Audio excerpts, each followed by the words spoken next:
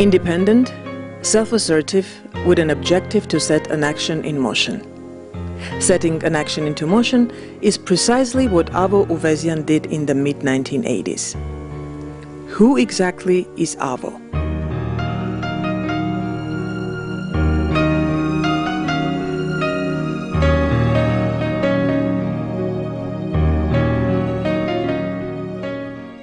If you had asked me this question about when I was 20, between 20 and 52, 53, I would say I'm a musician, jazz musician. At that time, in the beginning, jazz musician, and of course, classical. You know, my father was a symphony orchestra conductor.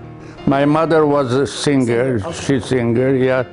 But then after I came to the States, where I studied at Juilliard School of Music, and I was a big jazz musician fan.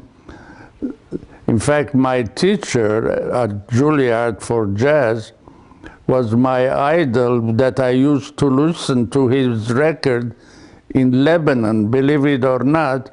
That was Teddy Wilson, who was the Benny Goodman's pianist, and he became my mentor and at Juilliard. So I was supporting my family. My father passed away when I was 16. So I had my mother and two sisters, one sister 2 years younger than me, and my younger sister, who is 10 years younger, who is quite well known in her respect as an Armenian cookbook writer. Sonia, my younger, Sonia Uvesian wrote the Cuisine of Armenia, which is still being published until now. So after that, I came to the States. I was married when I came to the States in 1947. I was 21 years old, going to school and living with my aunt. Music was my thing. In fact, after I came to the States, 2-3 years after, at 25, I married. At 24 years, I married. My first wife was Armenian, and then I was drafted in the Korean War. U.S. Army during the Korean campaign. I wasn't even a citizen yet, but being married, I'm in this country. I said, well, I was married, and then they put me in infantry. I said, what the heck am I doing in the fighting in the, I came to this country, I've been here only a couple of years, now I'm gonna go to Korea. And then I was drafted at Fort Dix, New Jersey, during the basic training, and one day walking in the barracks on a weekend, I hear music coming from one of the barracks. I went there, I said, what? They said, this is the 1st Army band training unit. They said, why you ask? I said, well, I'm a musician. What do you play? Piano. Oh boy, do we need you.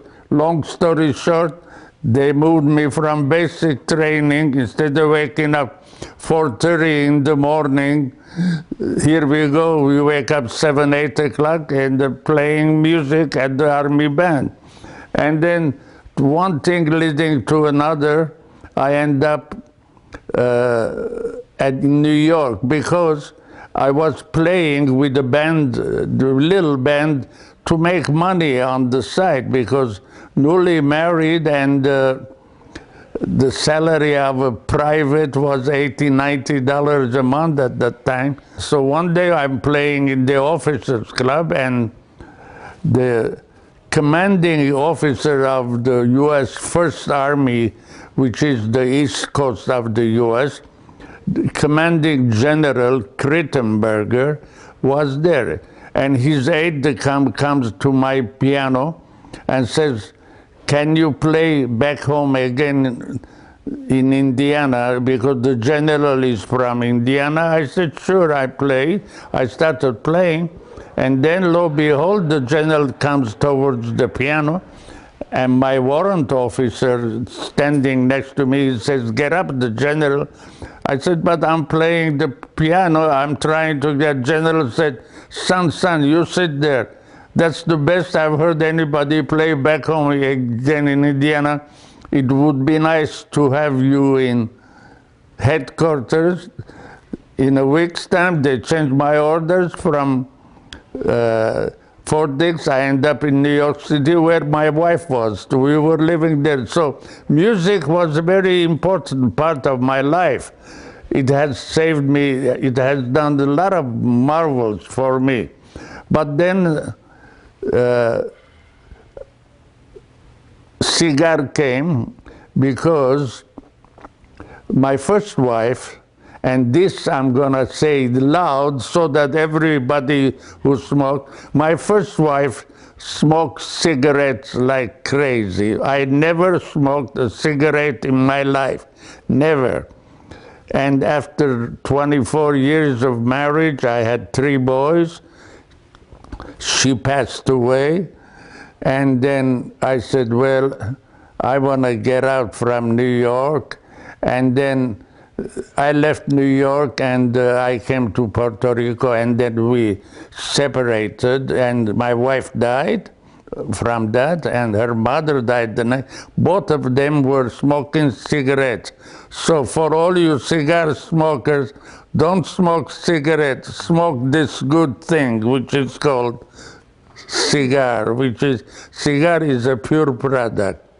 So music and cigars are a big part of my life.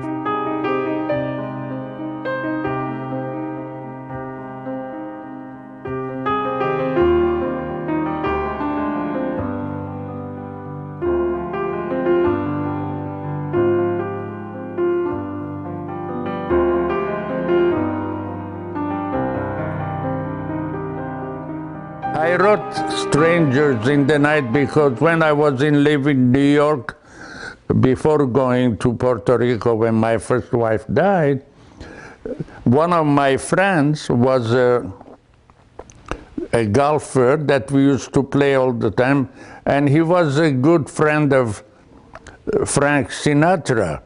But on the weekends when we played golf, the wives would come to the golf club, and then they'd ask me, okay, Avo, play, piano is there.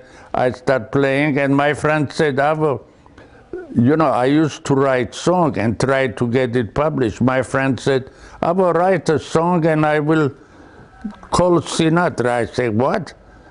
He said, yes. I said, okay. And Red sat down at the piano. You know, I had almost the song done. I don't write lyrics, the music, from a composer point of view, it's the same. La la la la la la la la la la la la la. Repeated. I didn't think it was gonna be something good. It was so easy. But I don't write lyrics, and I took it to my publishing house. I said, I want somebody to write the lyrics for it. And they gave me somebody who wrote the lyrics, and the song was called and copywritten with the melody under the name of Broken Guitars. My friend had called Sinatra, and we went to see him in Palm Springs, California. And when I gave him the music, he says, I love the melody, but I don't like the lyrics. I said, change it. So he had 3 fellows come from LA, and then they wrote the lyrics. I have proof that I have written the song.